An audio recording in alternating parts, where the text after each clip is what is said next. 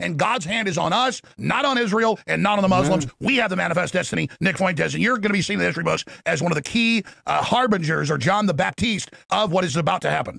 You know, the Sneako thing is one of the top stories. Sneako! He was at that Islamic rally, one of many in New York, saying, we're taking over.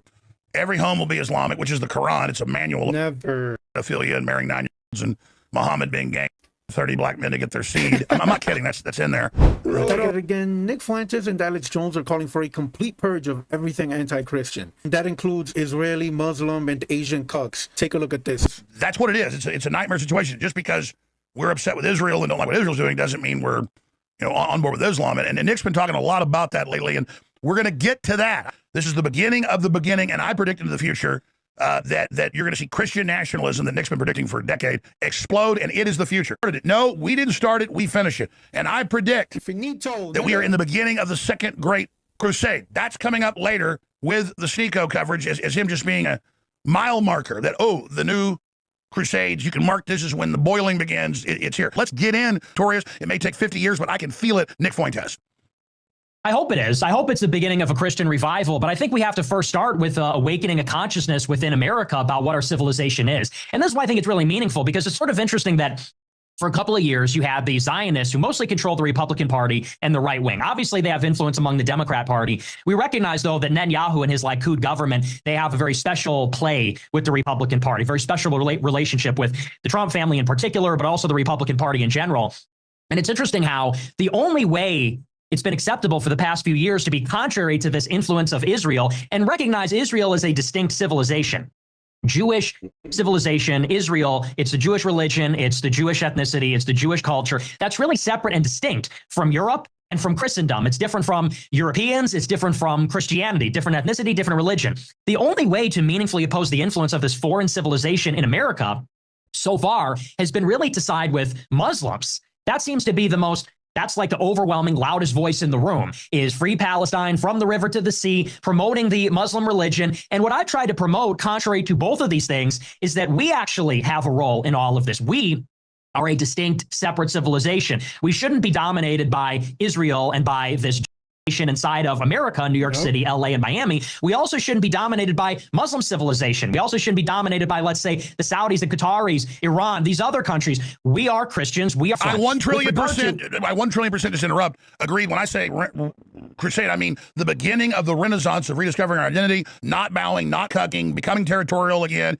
really learning our identity again. As the crusade, it took 700 years before. I think it's going to be accelerated now. And within the coming decades, we will then see major pushback, and I mean real deportations, because the Muslims are just going to get more violent, more arrogant. They're not going to stop. They are getting arrogant, and we see it in people like Mamdani. This idiot just got elected, what, like 3 days ago, and he's over here trying to undermine the presidency. The glorified call center manager tried to set up a meeting with an Iranian diplomat. Like, who does he think he is? And then afterwards, he apologized and said it was a mistake. You give them an inch and they're going to take a foot. So what we got to do is take our foot and get behind back to the Middle East. Because you look at a guy like Zohran Mamdani, who Sneako's a big supporter of in New York.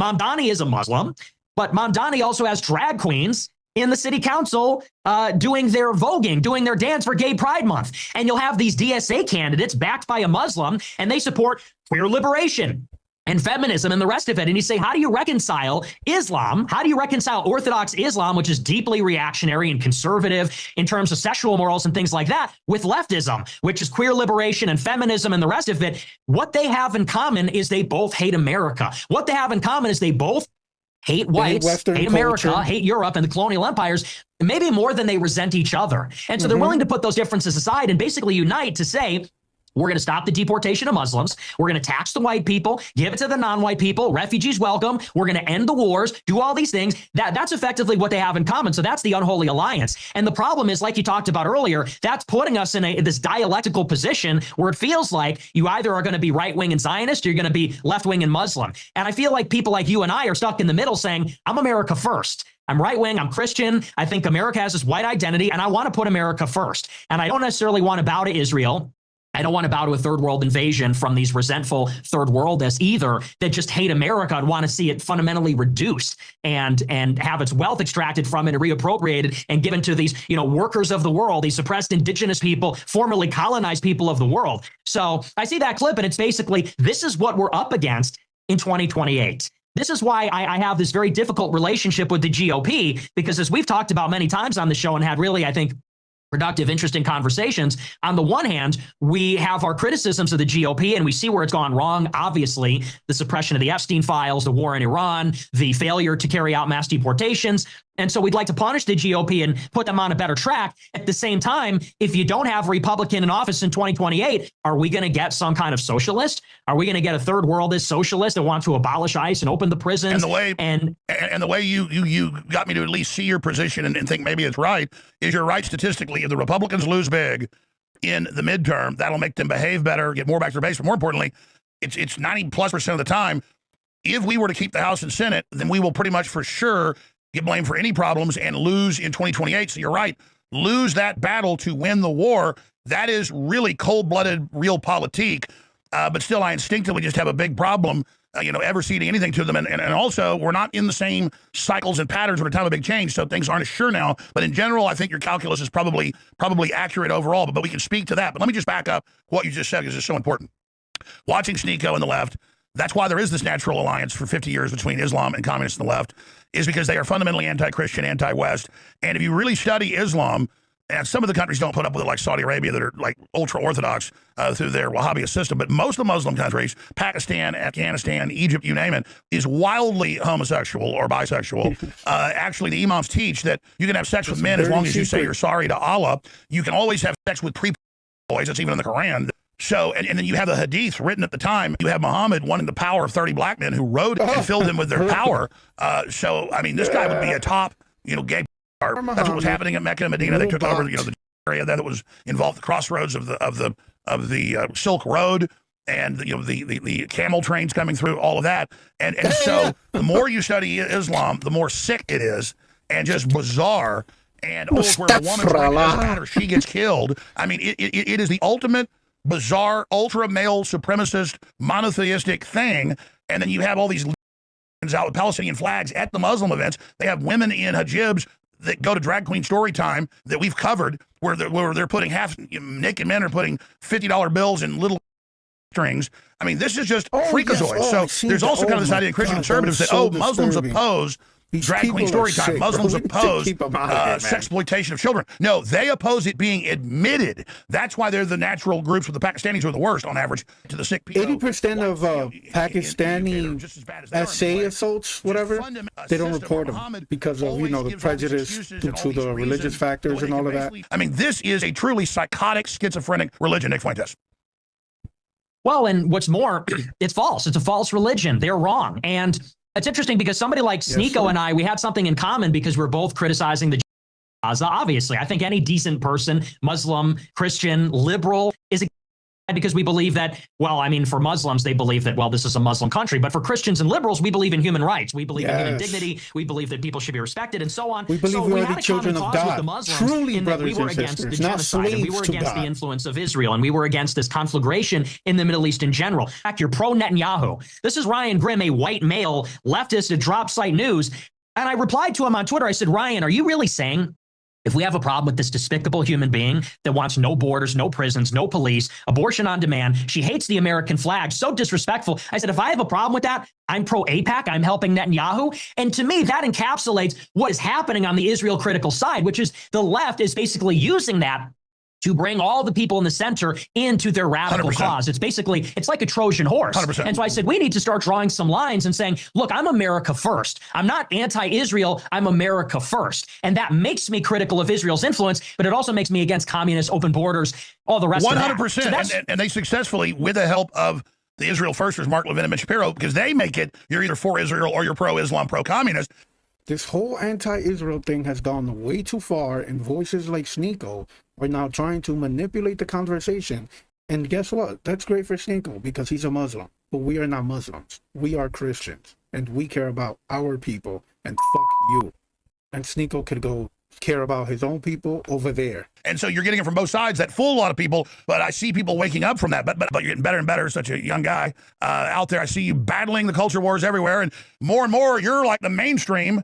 And then now people have to do low IQ anti-Semitism and just act like total psychos to try to somehow get attention. But as you predicted a year ago, that's burning out. And the ascension of planet Groyper is accelerating. And we've seen the curse of the Groypers again with old Sneaky.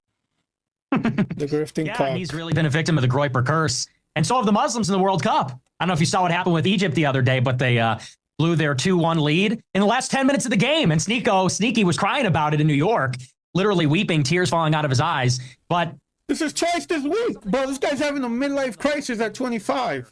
What a pathetic weakling. More about this on my show and maybe do a project about it. But it's interesting how the pro-Palestine cause, anti-Israel cause for the past couple of years has obviously united a lot of people. And it's brought a lot of people, I think, to America First. I think it's brought a lot of awareness about the influence of AIPAC in Israel. But something that I started to notice around late last year, early this year, is the extent to which any and all criticism of Israel is increasingly ideologically captured by Muslims and the left. And I started to notice that when Charlie Kirk was killed. It was tens of thousands, maybe hundreds of thousands of left-wingers that celebrated. It started to happen after the Charlie Kirk was all of a sudden you had Max Blumenthal, a leftist, but also many of the Muslims start to say, no, it's an Israeli plot. It's Israel, and no left-wing people commit violence. There is no right and left divide. That's totally artificial and made up. The only thing that exists is just Israel. And I remember thinking, Charlie Kirk was pro-Israel his entire career, his entire profession. Why would Israel be the number one guy? And then this was something that was picking up steam in the beginning of the year with the extradition of Nicolas Maduro from Venezuela, too. They said ICE is training with the IDF, so somehow that's Israel also. And I basically put all these things together, and I realized that between the Charlie Kirk, extradition of Maduro, the ICE in Minneapolis, these are all things that the left wing and Muslims benefit from blaming on Israel. And I realized all of a sudden, it's like, I don't have anything in common with these people. And just because I'm against Israel and the war in Iran doesn't mean I'm in favor of communism in Venezuela or the regime in Cuba, doesn't mean I'm in favor of abolishing ICE and open borders, and doesn't mean I think that there is not a real problem with left-wing violence when there so obviously is, and something needs to be done about that. Obviously, Israel, and I'm not saying that couldn't be possible, but we were told day one that was it, and nobody wanted to talk about 10 before saying he'll be dead when he comes to town in a couple days, and then they said, see, we told you we'd kill him.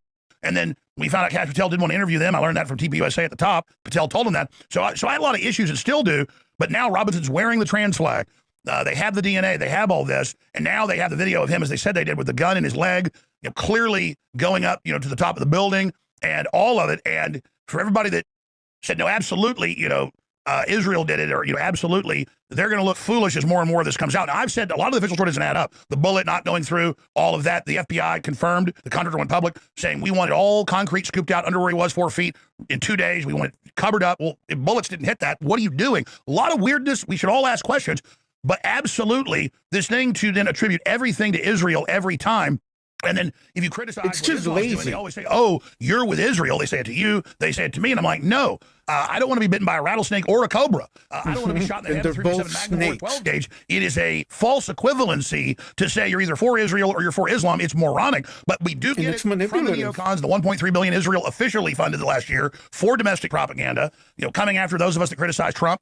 You and I and others that have been listed saying, oh, we're Qataris and all this asinine crap when we have our biggest base in Qatar. It's a jumbo jet from Qatar. I'm not even trying to back Trump. It's just the idea. And notice when the Southern Poverty Law Center documents came out, you weren't a Fed. I wasn't a Fed. A bunch of these groups were. When the WikiLeaks comes out, I'm not a Fed. When the Epstein files come out, he's attacking me.